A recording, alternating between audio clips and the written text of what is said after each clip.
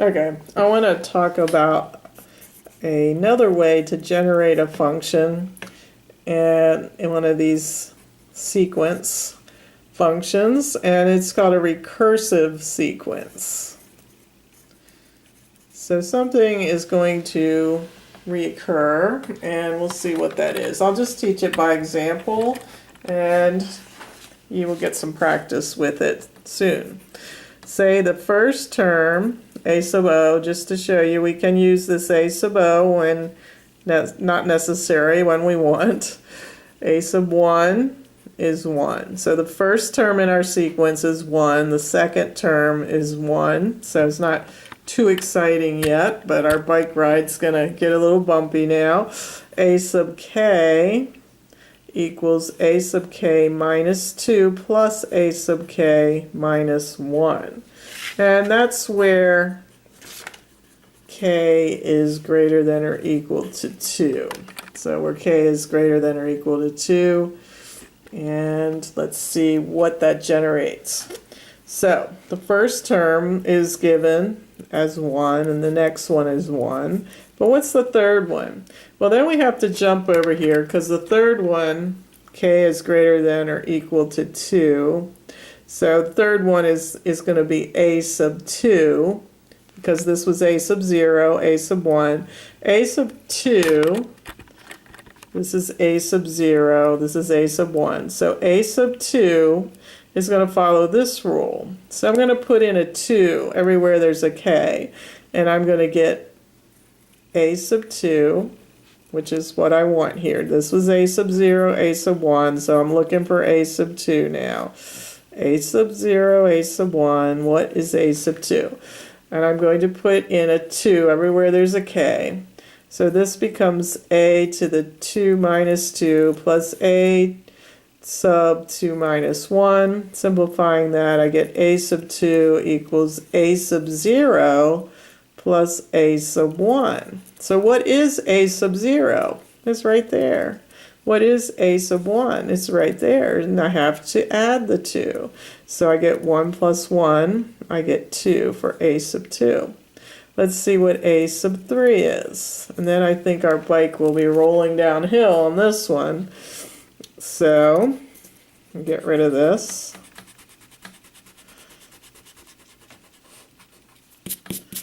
A sub 3 is going to be a sub 3 minus 2 plus a sub 3 minus 1.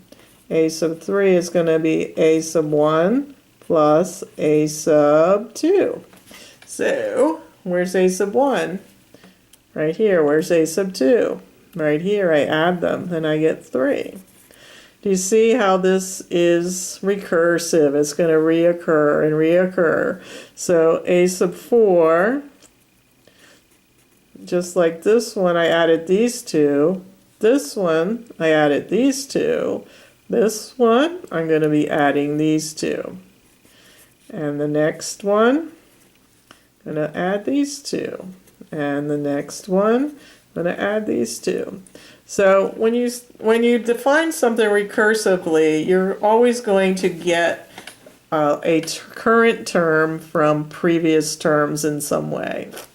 The rule on this one was we were adding them. It's not always addition, but this is the type of generator that a recursive sequence looks like. All right, this actually is a famous sequence. It's called the Fibonacci sequence, and it pops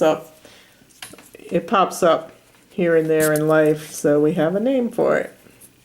So, all right, I think I'll end tonight with another thing we have, kind of a little offshoot, but it's very related.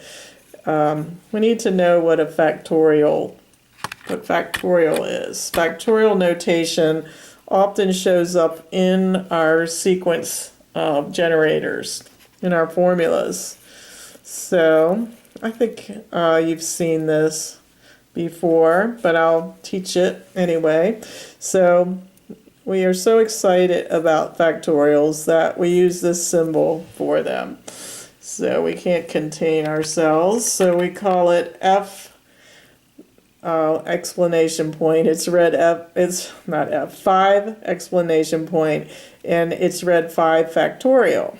So it means 5 times 4 times 3 times 2 times 1, which happens to be 120. 5 factorial is 120. By definition, 0 factorial is a 1. 1 factorial is 1. 2 factorial is 2 times 1, which is 2. 3 factorial is 3 times 2 times 1, which is 6. Can you tell me what 4 factorial is? 4 times 3 times 2 times 1, and it is 24. So you can find any factorial, like 100 factorial would be 100 times 99 times 98 times 97 times 96 all the way down to 1. All right, my stat class got into that and found that 100 factorial could not be calculated on the calculator because it overflowed the capacity of the calculator. So these numbers get big quickly when you put the factorial on them. All right, so let me show you a generator with a factorial in it. So say the nth term is going to be 2 raised to the n over n factorial. So let's say we're going to start with n equals 0, just to emphasize that we can do that. So let's generate some values for this sequence. A sub 0 means we're going to put a 0 in there and get the 0th term. So it'll be 2, A sub 0 is 2 to the 0 over 0 factorial. Anything raised to the 0 is 1, 0 factorial is 1, so the first member of this sequence is 1. When we go to A sub 1, we get 2 to the 1 over 1 factorial. So that's 2 over 1, or 2. When we go to A sub 2, we get 2 to the 2 over 2 factorial.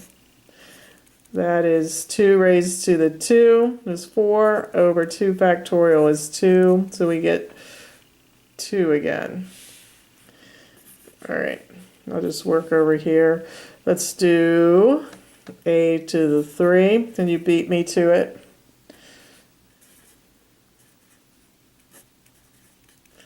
Two times 2 times 2 is 8. 3 times 2 times 1 is 6. Reduces to 4/3. So that's the, and we'll generate one more.